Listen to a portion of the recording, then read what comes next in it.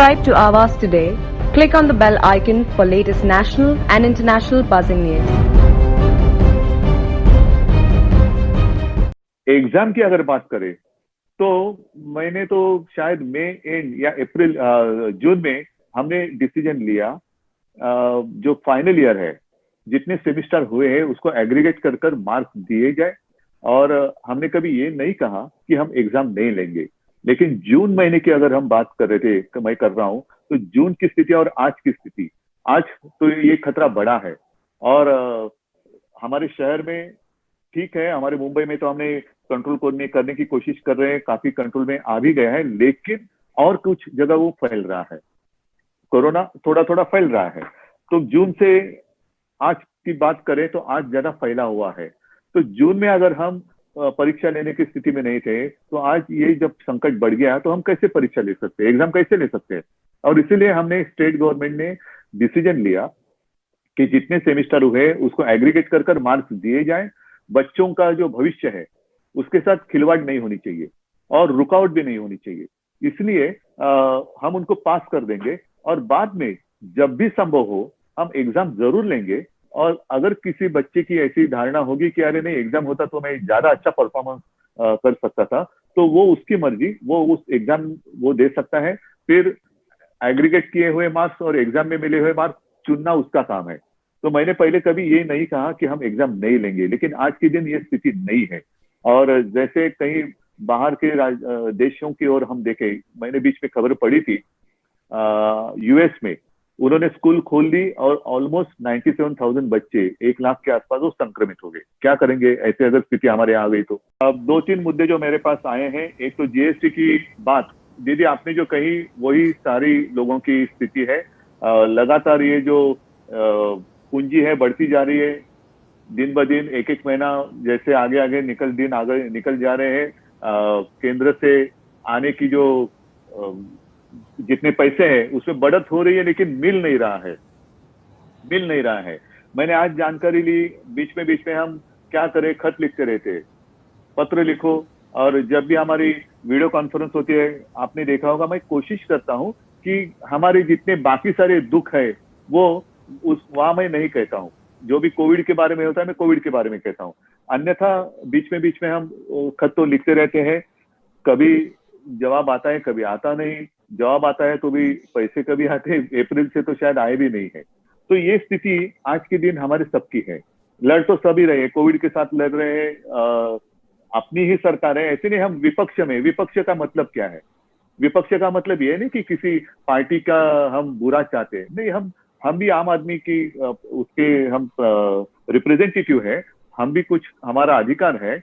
आज कैसे होता है कि राजीव जी की बात करें तो उन्होंने पंचायत राज, वो एक बात कही थी। पंचायत राज का मतलब क्या है कि जो भी सत्ता होती है उसको छोटे छोटे इसमें केंद्र में उनका अधिकार दे दो। आज क्या हो रहा है? आज सबके जो अधिकार है एक हाथ में चले जा रहे हैं। फिर हमारी स्टेट गवर्नमेंट जो है, हमारा राज्य सरकार का मतलब क्या है? क्या कभी आगे जाकर ऐसे हो जाएगा कि राज्य सरकार की जरूरत ही नहीं रहेगी, एक ही व्यक्ति देश चलाएगा और हम खाली हाँ में हाँ मिलाते रहेंगे? ये नहीं होगा।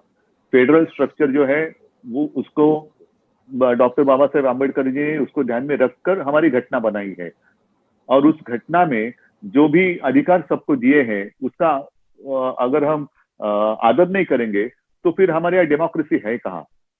तो डेमोक्रेसी की बात अगर हम करें तो डेमोक्रेसी में सबसे ऊंचाई पर है हमारी घटना, और उसमें फेडरल स्ट्रक्चर की जो बात की गई है उसको तो उसकी रक्षा करना, सरकार चलानी, हम सरकार को चलाना हमारा कर्तव्य है, लेकिन घटना का रक्षण करना वो भी काम है।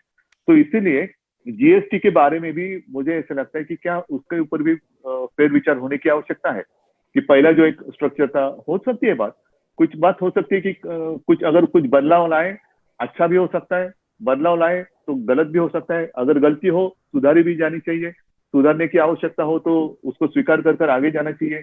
तो एक बात तो मैं मानता हूं कि केंद्र से पैसा कितना आना बाकी है वो तो है, लेकिन क्या ये जो स्ट्रक्चर पहले था वो और आज का जो है इसके बीच में कुछ रास्ता निकलना चाहिए कि पहले था वो सही था? इसके विषय भी, इसके ऊपर भी हमें सोचने की आवश्यकता है। एनवायरमेंट की बात करें, हम क्या करते हैं? विकास चाहिए, हाँ चाहिए ना विकास। हम तो सरकार इसलिए सरकार में आए कि विकास के लिए आए हैं। कुछ लॉकडाउन, परमानेंट लॉकडाउन करने के लिए हम नहीं आए हैं, हम तो विकास के लिए आए हैं। और आप सभी को याद होगा, लगभग हमारा सेशन तो उसी दरमियान चलता रहता है।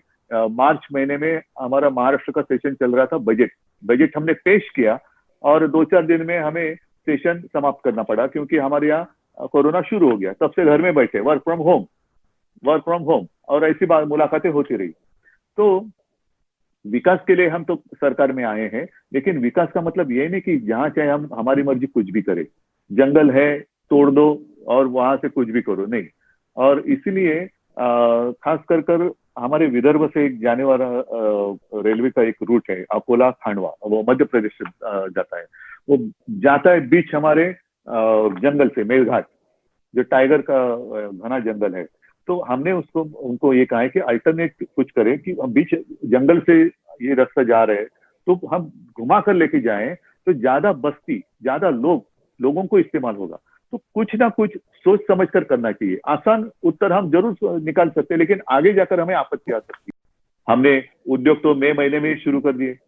आज भी हमारे यहाँ जो इलाका है, जो सबसे डेंस पॉपुलेटेड एरिया है, मुंबई से लेकर पुणे तक, वहां हमने लॉकडाउन है, जरूर है, लेकिन आहिस्ते आहिस्ते हम इसको खोलते जा रहे हैं। Mission begin again. तो आहिस्ते आहिस्ते खोलने के वक्त शायद कुछ लोगों को ऐसे लगता होगा कि हम काफी स्लो जा रहे हैं। स्लो ठीक है, वो टॉर्टोइज और वो खरगोश, उसकी तो कहानी सबको पता है। जल्दबाजी कर कुछ फायदा नहीं होता है। आहिस्ते कदम जाएं, लेकिन ठीक से डालें, तो जो कदम हम आगे बढ़ाएंगे उसको वापस लेने की आपत्ति हम पर नहीं आनी चाहिए। ये सोच समझकर हम आगे जा रहे हैं। तो सारी चीजें हम खोलते जा रहे हैं, आहिस्ते आहिस्ते हम खोलते जा रहे हैं। आज का जो विषय है, मैं नहीं मानता कि जितने सारे हमारे साथी मुख्यमंत्री जी हैं, किसी का भी मत इससे अलग होगा। सब सारे एक ही स्थिति से गुजर रहे हैं और लड़ाई तो चल रही है। हेमंत जी, पहले जैसे आपने जो बात कही, हमें तय करना चाहिए, अभी एक बात तय करना चाहिए, डरना है कि लड़ना है। बिल्कुल पहला ये तय करो, नहीं तो ये हमारी चर्चा होती रहेगी, मिलते रहेंगे, चाय पीते रहेंगे, जो भी कुछ, जहाँ आपके यहाँ आएंगे तो आप जो खिलाएंगे हम खाएंगे, हमारे यहाँ आएंगे तो सही बिल्कुल इसमें कोई मतलब नहीं है। लड़ना है तो लड़ना है, फिर जो होगा। और हमारा तो यही है, सत्यमेव जयते। ऐसे कभी ये नहीं कि आज तक कभी सत्तामेव जयते नहीं है, सत्यमेव जयते है। तो लड़ना है तो लड़ना है। आम आदमी क्या होता है, आम आदमी की ताकत सबसे बड़ी होती है, उसका आवाज सबसे ऊंचा होता है, और वो अगर कोई दबाने की कोशिश करे तो उसकी आवाज उठानी चाहिए, और वो हमारा कर्तव्य बनता है। Subscribe to Awaaz today. Click on the bell icon for latest national and international buzzing news.